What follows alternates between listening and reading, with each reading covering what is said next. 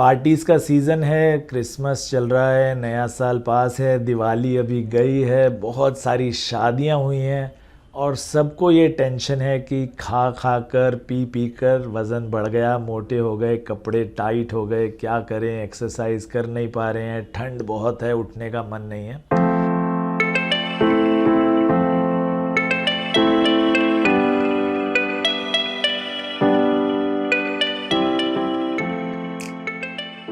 तो आज हम बात करते हैं वज़न को कैसे कंट्रोल करें, मैजिक वर्ड्स, वज़न कैसे कम करें और कैसे कोशिश करें कि स्वस्थ रहें अपने वज़न पर। अगर थोड़ा वज़न ज़्यादा भी है तो उसके साथ भी कैसे स्वस्थ रहें। सबसे पहला सवाल है कि ओवरवेट होने के साइंस क्या हैं। आपको पता कैसे चलेगा कि आप ओवरवेट हैं। ओवरवेट होने के बहुत सारे डेफिनेशंस हैं। BMI एक ऐसा इंडेक्स है, बॉडी मास इंडेक्स, जिसको हम काफ़ी क्लोजली मेजर कर सकते हैं कि अगर 22.5 से वो ऊपर है तो आपका वज़न ज़्यादा है, 25 से ऊपर है तो काफ़ी ज़्यादा है, 30 से ऊपर है तो डेफिनेटली इमीडिएट एक्शन आपको लेना चाहिए, आप बीमार हैं। लेकिन इसके अलावा भी बहुत सारी चीज़ें हैं। अगर आपको अपने वज़न से डिस्कम्फर्ट होता है, अगर आपको लगता है एक्सरसाइज करना मेरे लिए मुश्किल है, अगर आपको लगता है चलना फिरना मुश्किल है, मेरे जोड़ों में दर्द रह रहा है, मेरे को कपड़े पहनने में डिस्कम्फर्ट है, तो ये एक साइंस है कि आप ओवरवेट हैं, चाहे आपके मेजरमेंट्स कैसे भी हों। तो you have to be comfortable with your body, you have to make sure that everything is fine.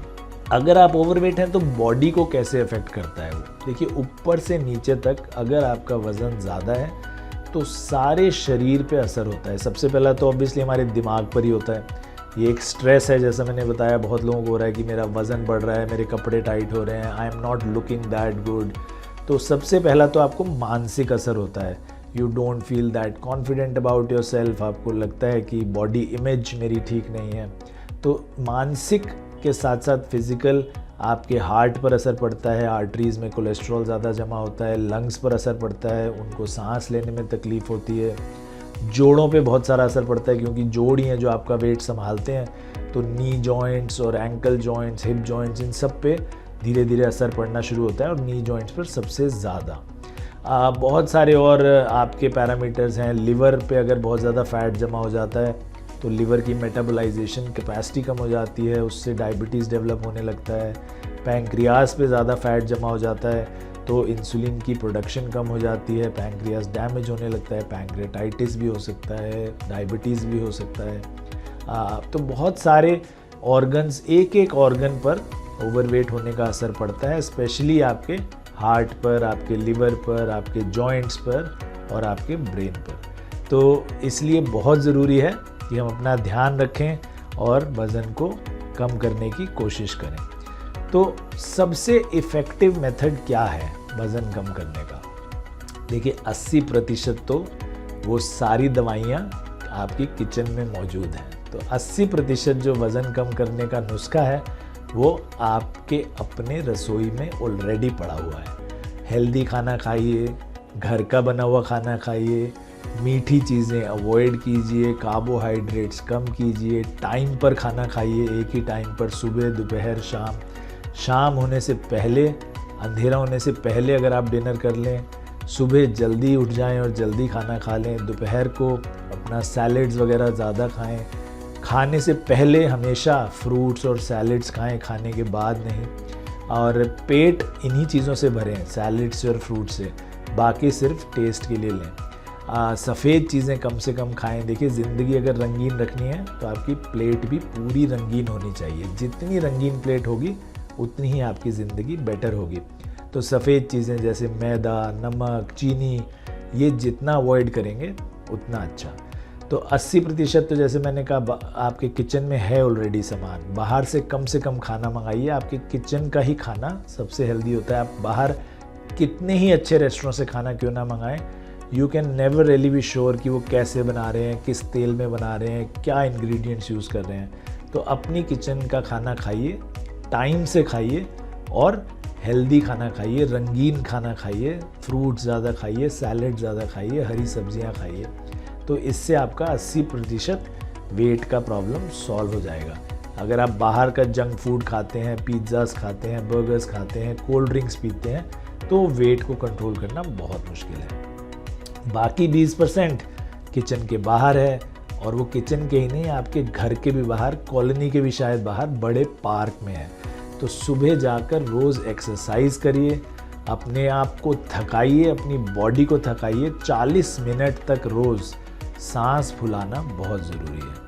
Unfortunately क्या होता है, हम पार्क में जाते हैं तो बहुत सारे लोग चलते हुए मिलते हैं, सैर करते हुए मिलते हैं, और वो यही कहते हैं जी हम तो 15 साल से सैर पे आ रहे हैं, हमें तो पानी भी लग जाता है जी, हम तो एक रोटी खाते हैं, रोज़ सैर भी करते हैं, फिर भी वज़न कम नहीं होता।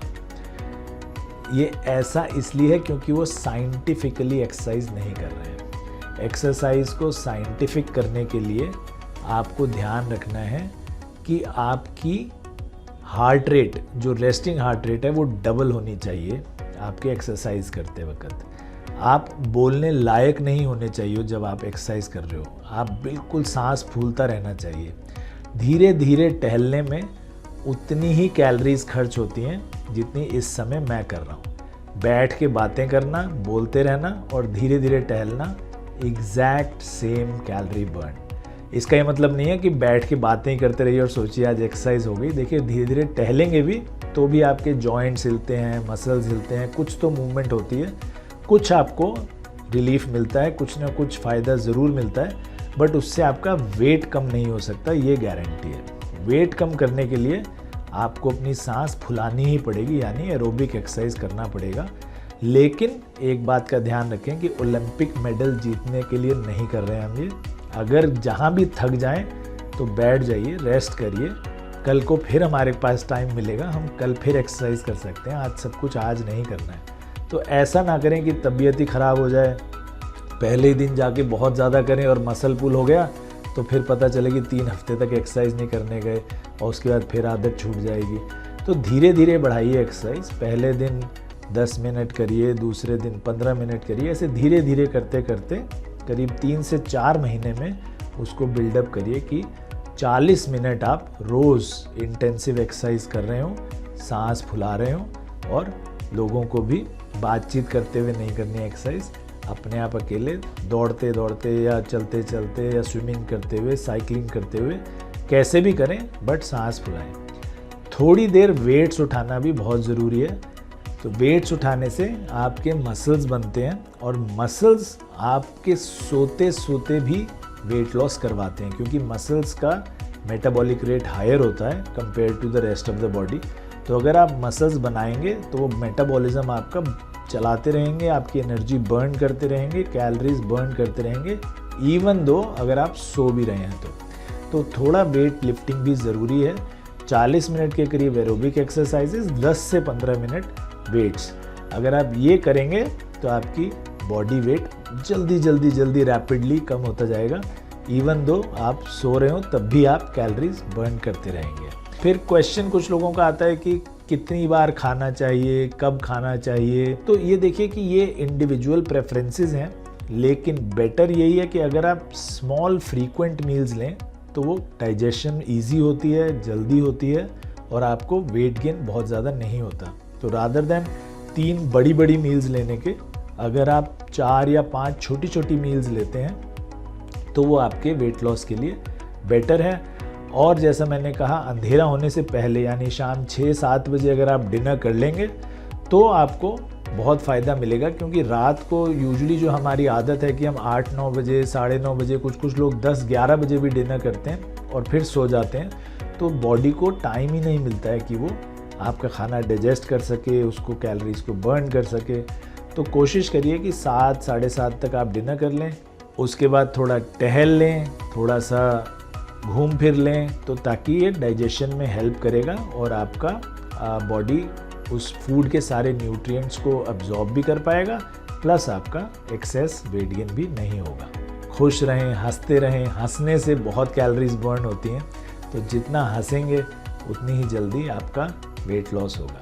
स्वस्थ रहिए, मस्त रहिए, बहुत आपको मुबारक नए साल की। उम्मीद करते हैं नया साल आपके लिए सेहतमंद होगा, खुशियों से भरा होगा। नमस्कार।